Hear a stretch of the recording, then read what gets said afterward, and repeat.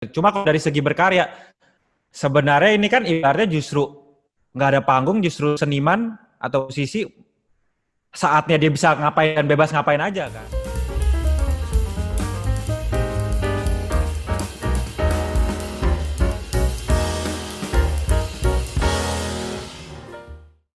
Halo semua, selamat datang di Catalyst Talks edisi spesial bersama saya Vanessa Morang sebagai host dari Catalyst Strategy untuk Catalyst Talks kali ini. Nah, hari ini kita mau dengar suara dari generasi muda Indonesia. Gimana sih mereka bisa berkreasi, berinovasi, bahkan di saat-saat seperti ini yang cukup sulit ya. Proses kreatif itu terus terjadi. Nah, saya senang banget hari ini ketemu dengan tamu spesial, adik saya sendiri, namanya Giat Situmorang atau dikenal juga dengan Gesit, seorang gitaris dan juga basis yang udah banyak banget memenangkan awards seperti AMI Awards, Indonesia Choice Awards, pokoknya anak yang sangat membanggakan buat keluarganya. Nah, yang paling bikin aku selalu kagum itu adalah betapa produktifnya Giat Situmorang dalam membuat karya. Nah, ini sebenarnya yang pengen kita ngobrol bareng, pelajari, santai aja, heart to heart, belak-belakan seperti Catalyst Talks pada umumnya. Geat atau Ade, thank you so much udah main-main ke Catalyst Talks. Halo Catalyst Talks, halo Kakak Ina. Ini aneh nih di interview kakak sendiri.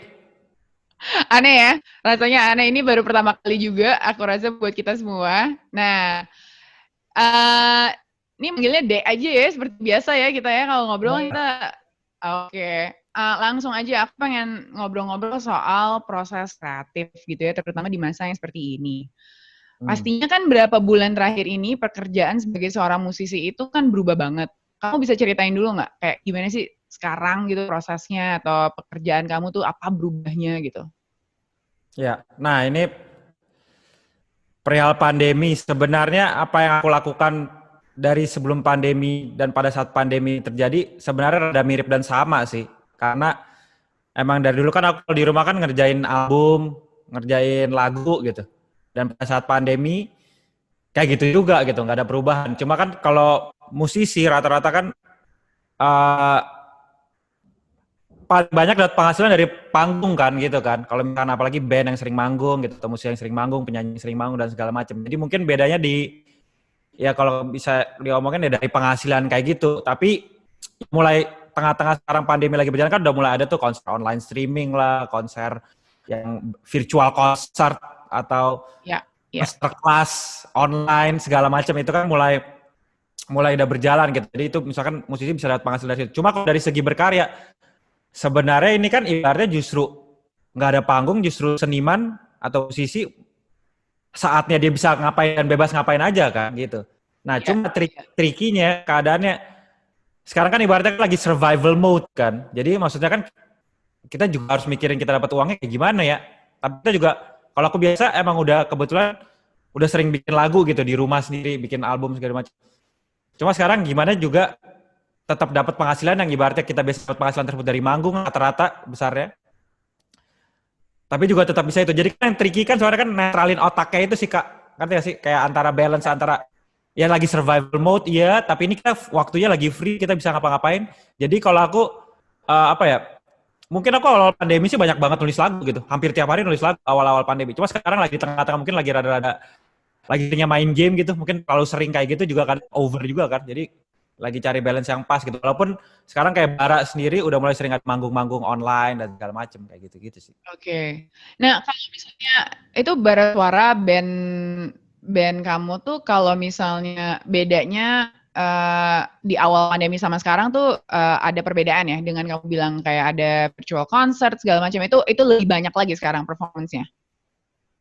Ya kalau dari kuantitasnya sih nggak sebanyak kayak kita manggung off air gitu. Misalkan tiap minggu bisa sekali atau bisa 2 kali gitu. Kalau hoki kan berarti kan kalau dalam sebulan misalkan bisa 4 kali 2, 8 gitu, atau 4, atau misalnya bisa 10 dan segala macam. Cuman kalau sekarang kan nggak sebanyak itu kan. Karena sebenarnya kan kalau online concert itu yang perlu dipersiapkan mungkin lebih banyak lagi. Walaupun penonton virtual bisa dari seluruh Indonesia gitu kan ibaratnya.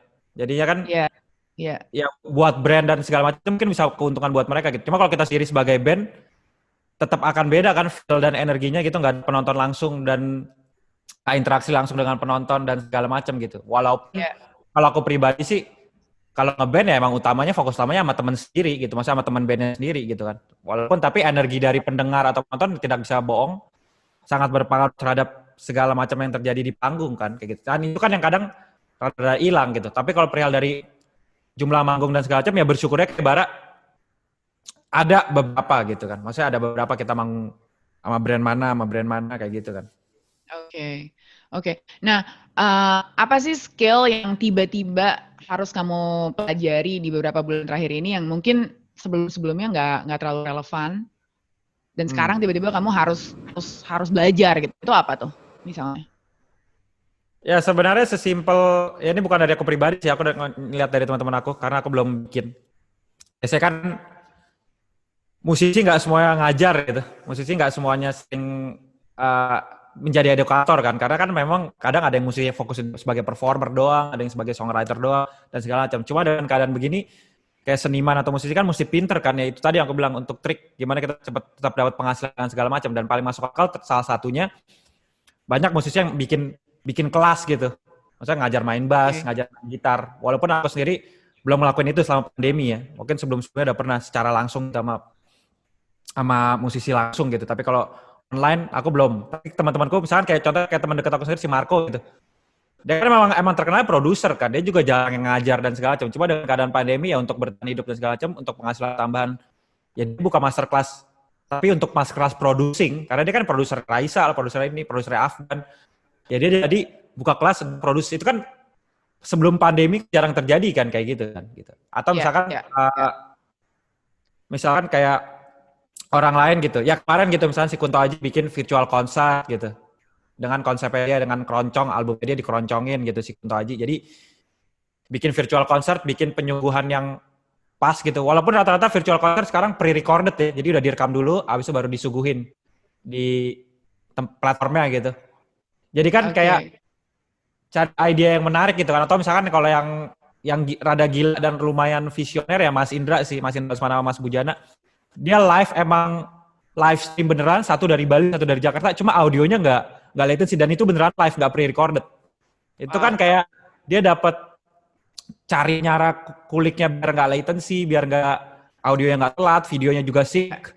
Dan macam itu gila sih, itu butuh proses banyak. Apalagi itu di broadcast lagi, itu kan pasti ada naik turun internet kan. Kadang bahkan waktu itu pas lagi show-nya sampai mati beneran, tapi itu karena real time dan kadang koneksi gitu error bisa terjadi kan. Tapi itu justru itu yang wah gila nih orang beneran live dan keren kan.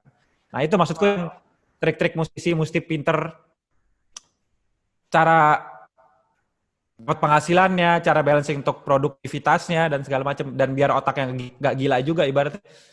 Gimana caranya biar tetap stay di otak netral, cuma berkarya iya, cuma penghasilan dapat juga. Ya itu kan yang perlu dicari kan. Nah, itu kan dengan kreativitas seniman bisa jalan. Apalagi itu kan semuanya kayaknya ya, maksudnya perbedaan besar dari seorang seniman atau musisi sama kita yang ada di misalnya kayak di dunia kerja atau perkantoran yang biasa lah gitu.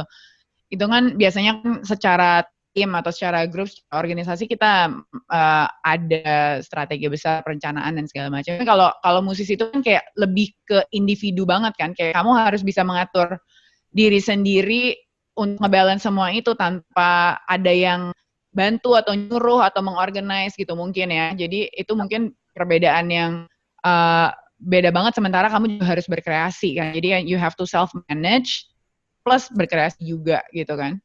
Ya. Nah, kalau selama berapa bulan terakhir ini ada nggak hal atau situasi yang bikin kayak, wah ini kok berat banget sih gitu. Itu pernah sampai di dalam momen itu nggak? Dan itu gimana? Oke. Berat banget sebenarnya ya, kalau aku jujur ya, jadi kan misalkan kayak Bara dapat online konser dan segala macam, kita tapi mesti datang ke studio luar dan segala macam. Ya sebenarnya aku sendiri kayak belum setuju untuk keluar gitu kan, karena kan akan interaksi dengan orang lain. Itu yang beratnya, karena pendapat pandangan pribadi lah, mendingan kita jaga kesehatan dulu. Tapi ya itu yang tricky kan. Kita juga punya keluarga, kita juga butuh penghasilan untuk gimana caranya lewat itu dengan protokol yang jelas dan segala macam. Jadi itu yang perdebatan batin lah. Tadi aku juga sama sekali belum mau keluar sama sekali kan gitu kan. Jadinya rada-rada dilema gitu. Dan tapi sedangkan misalkan personil lainnya mau gitu atau band lainnya mau. Dan di luar itu kan band itu kan atau misalnya musisi kan gak cuma musisinya doang kan, banyak tim produksi atau orang di balik layar yang butuh penghasilan juga kan. Kita kan ada teknisi, ada sound engineer, ada manager, ada road manager, ada fotografer, ada videografer yang emang kita satu tim as a whole, kita nggak bisa dilihat terpisah sebenarnya kan. Dan kita kan selalu bareng, apalagi misalnya kayak Bara gitu, tiap minggu dapat kita kemana-mana ketawa bareng, manggung bareng, usaha bareng gitu, manggung. Itu sekarang nih tricky nih, nggak ada job yang bisa jalan terus kayak gitu kan. Nah tapi akhirnya ya dengan perdebatan batin sendiri kayak gitu, akhirnya ya kita pikir jernih lah ya, ini nggak bisa buat kita pribadi doang gitu. Walaupun ya dengan segala macam prosedur dan protokol yang harus jelas ya kayak gitu. Maksudnya kayak gitu sih perdebatannya. Dia di luar itu ya selama sebulan terakhir sih aku jujur sih rada rada suntuk. Dan artinya aku lagi lebih sering main game. Jadi karena itu gimana keluarnya? Iya karena kan maksudnya ya itu tadi sih, aku pas yang awal-awal pandemi aku jujur gila hampir tiap hari bikin lagu gitu. Maksudnya kan aku baru nyelesain albumnya si Ivy gitu yang aku produce. Jadi biasanya aku kalau habis nyelesain album orang atau album sendiri, langsung kayak dikasih idea lagi, nggak tahu itu datang dari mana. Aku langsung nulis lagu ya terus. Karena kebetulan dapat idea untuk ngerjain sebuah project gitu. Diajak bikin album sama si A ini, wah gue langsung nulis lagu. Cuma sekarang setelah 5 bulan, 4 bulan, kayaknya emang butuh break atau butuh take it slow dikit gitu kali, nggak tahu deh apa alasan emang kan udah terlalu mager atau gimana, nggak tahu juga kan. Tapi ya udah nyantai aja, jadi nggak yang apa sih buru-buru gimana. Ya mungkin karena ada faktor malasnya juga kayak gitu kali ya. Nah tapi keuntungannya musisi di era sekarang kan udah bisa home recording, harganya juga terjangkau dan segala macam. Jadi kita tanpa harus berinteraksi secara langsung bisa gitu. Misalnya aku kenal sama si basis A gitu. Dia punya alat home recording, jadi dia bisa langsung rekaman di rumahnya kan, dan pasti bagus juga. Coba kan human interaction secara langsungnya gitu kan kayak beda kan, kita ada di satu ruangan kayak, lo coba gini deh. Walaupun kita kayak Zoom call gini kan juga walaupun beda gitu, tapi kan walaupun itu harus yang dihindari sekarang inilah, maksudnya jangan terlalu banyak ngumpul-ngumpul atau gimana, ya itulah. Ya gitu lah maksudnya, kayak gitu yang pusingin.